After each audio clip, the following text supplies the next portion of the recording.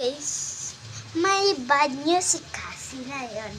Na ayaw niya na mag-Roblox and ayaw niya makuha ng NBI.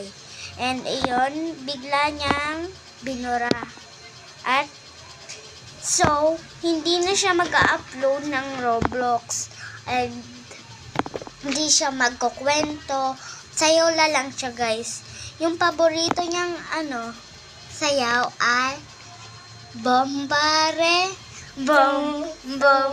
bombare. Actually, guys, binura ko na, guys, yung aking Roblox, guys, kasi meron kami may papanood sa amin si Tita Raquel na, yung bata, Si Shage. yung bata, The kid was